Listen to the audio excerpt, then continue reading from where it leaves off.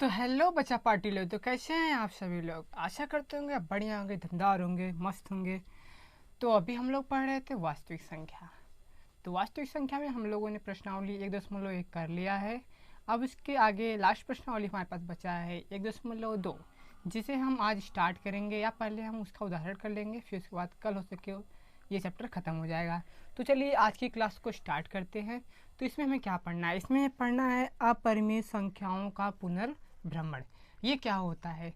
जैसा कि आप लोगों ने कक्षा 9वीं में पढ़ चुका होगा कि अपरिमेय संख्याओं को हम कैसे संख्या रेखा पर दर्शाते हैं ना।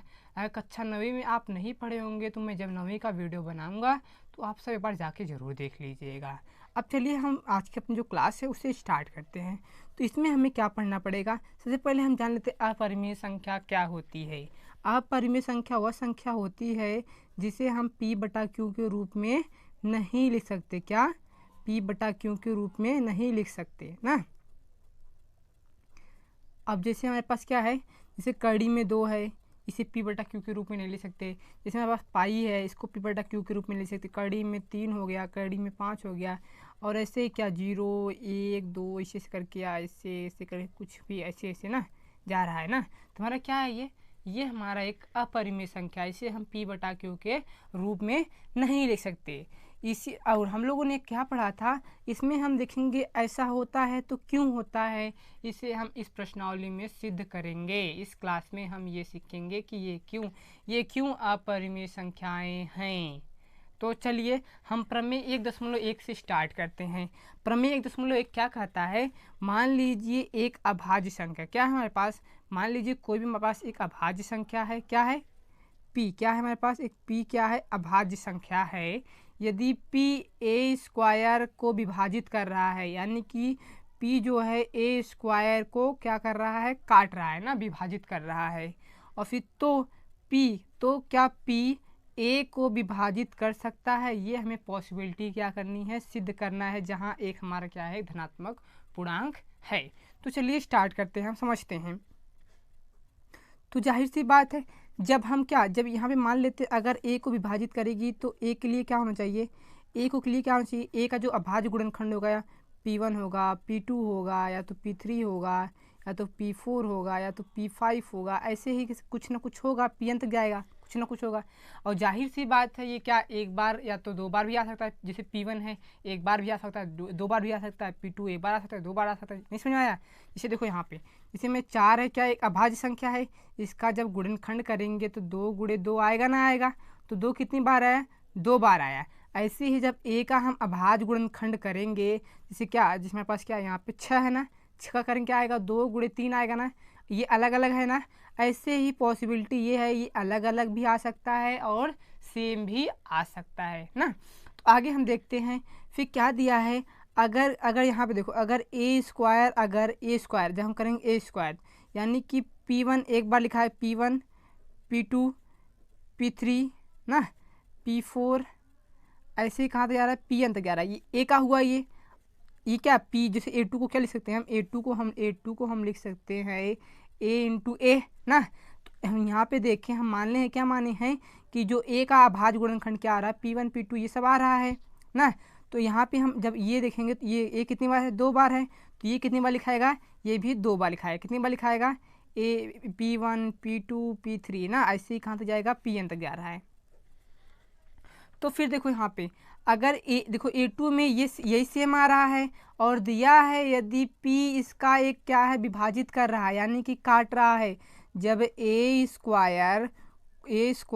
को p विभाजित कर रहा है,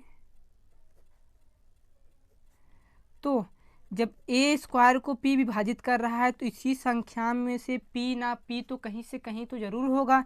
इसी संख्या जैसे p1 p2 में कोई ना कोई तो p होगा, इसलिए तो p1 p2 p3 या pn में से कोई ना कोई p तो होगा, कोई ना कोई p तो होगा।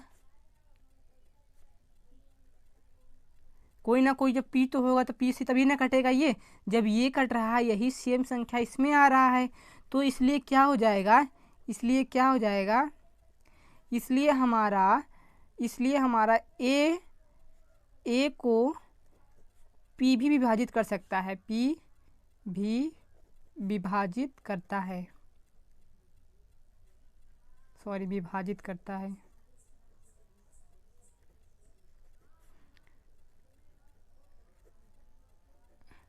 आपको ये समझ में आ गया होगा।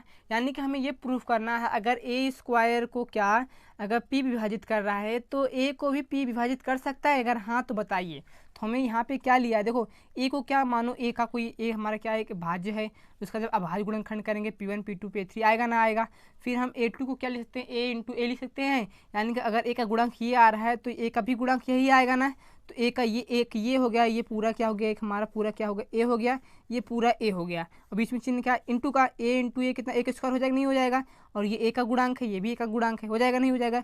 इसलिए जब ए स्क्वायर को पी विभाजित कर रहा है और ये दोनों क्या है, सेम है, तो इसी में से कोई ना कोई तो पी होगा। जब कोई ना कोई यहाँ से पी होगा तो यही जाहिर सी बात है, तो ए स्क्वायर को पी विभाजित करेगा ही करेगा। तो जब इसी में से कोई ना पी होगा तो ये पी जो है ए को भी विभाजित करेगा। आपको समझ में आ गया होगा। तो चलिए हम अगले देखते हैं, अगला प्रमेय क्या है। आगे दिया है कि क्या करड़ी में दो एक अपरिमेय संख्या है, क्या करड़ी में दो एक अपरिमेय संख्या है। तो चलो हम इसका हल करते हैं। चलो मान लेते हैं, क्या मान लेते हैं, मान लेते हैं करड़ी में दो एक क्या है, एक परिमेय संख्या है ना, परिमेय संख्या है। तो परिमेय संख्या को हम p बटा q के रूप में लिख सकते हैं। तो करड़ी में दो को हम p बटा q के रूप में लिख सकते हैं ना। तो जब p बटा q के रूप में लिखते हैं तो हम देखेंगे, यहाँ देखना ये प्रमेय कैसे होता है। देखो यहाँ पे जब ये कटा, जैसे हमारे पास क्या है p बटा q, जैसे क्या है 6 बटे हम 4 लिख दिए ना, इसी को हम 6 बटे जैसे 4 लिख दिए, तो क्या हो जाएगा, ये देखो ये 2 से कटेगा, ये 3, ये क्या कट रहा है, ये 2। इसका यानी कि जब इसका भाज्य गुणनखंड करेंगे तो क्या आ जाएगा, करड़ी में दो इसका कितना आ जाएगा, इसका हम मान लेते हैं, इसको ए लेते हैं, इसको क्या लेते हैं, बी लेते हैं ना। तो इसको हम इधर भेजते हैं, इसको हम इधर भेज देते हैं ना, इसको हम इधर भेज देते हैं, क्या हो जाएगा, बी करड़ी में दो का दो करड़ी में दो इक्वल टू कितना, ए। और फिर क्या करेंगे, दोनों तरफ क्या लेने पर, दोनों तरफ वर्ग लेने पर ना, दोनों तरफ वर्ग ले लो, तो ये क्या हो जाएगा, बी, ये 2 बी का स्क्वायर हो जाएगा और ये क्या हो जाएगा, ए का स्क्वायर हो जाएगा ना। अब 2 को इधर भेज दो, तो वी स्क्वायर बराबर क्या हो जाएगा, ए स्क्वायर बाई कितना, 2 ना। तो जब ए स्क्वायर बाई 2 हो जाएगा, ए स्क्वायर जो है, ए स्क्वायर को 2 काटेगा तभी ना बी स्क्वायर आएगा, यानी कि काट रहा है, यानी कि ए स्क्वायर को 2 विभाजित करती है। कैसे विभाजित करती है, देखो अगर 2 से हम इसमें भाग देंगे, 2 से इसमें भाग देंगे तो क्या आएगा, हमारा बी स्क्वायर आएगा। जैसे देखो यहाँ पे हमारे पास 6 है और यहाँ पे क्या हमारे पास 3 है, तो देखो 6 से जब ये कटेगा कितनी बार जाएगा, 2 बार, तो कितना आएगा, 2 आएगा ना आएगा। तो यहाँ पे देखो परिमेय संख्या तो है ही नहीं जो नहीं कट रहा है, पूरा का पूरा, ये पूरा का पूरा कट जा रहा है ना, तो यहाँ तभी एक इक्वल संख्या आया है, परिमेय संख्या नहीं पूर्णांक संख्या आया है ना। अब क्या होगा, जब एक ए स्क्वायर 2 से विभाजित कर रहा है तो हम जब करेंगे इसको, यानी कि तो क्या हो जाएगा, ए का मान या एक बार ई लिख सकते हैं, 2c लिख सकते हैं। जैसे देखो ये 2 से काट रहे हैं तो कितनी बार जाएगा, c बार जाएगा, नहीं c बार जाएगा।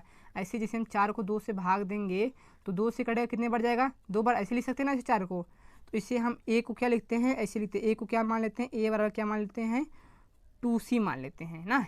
ए बराबर 2c लेने पर ए बराबर 2c लेते हैं जब, तो क्या हो जाएगा, ये B square upon 4c square ना, 4c स्क्वायर, यहाँ पे बाई क्या है, 2 है ना, ये 2 से कितनी बार जाएगा, 2 बार जाएगा, तो वी स्क्वायर इक्वल टू कितना हो जाएगा, 2c स्क्वायर ना। अब 2 को इधर भेज दो, 2 को जब इधर भेज दो क्या हो जाएगा, V square upon 2 equal to क्या, c ना, इसी। अब देखो ये क्या, 2 इससे कटेगा नहीं, 2 इससे कटेगा तभी ना c स्क्वायर आ रहा है, तो हम इसी प्रकार जैसे ये माने हैं उसी प्रकार ये मान लेंगे हम।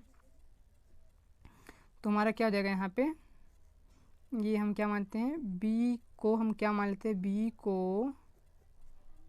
बी को मान लो 2D, क्या मान लो 2D मान लो। तो ये क्या हो जाएगा, 2D square upon 4D, sorry 4D square upon 2 equal to C square. तो ये कितना जाएगा 2D ना स्क्वायर इक्वल टू कितना C स्क्वायर। तो हम ये क्या, इसी को इधर भेज दो, 2C square upon D square दोनों। तो फिर क्या जाएगा, कड़ी में 2 equal to C upon D square.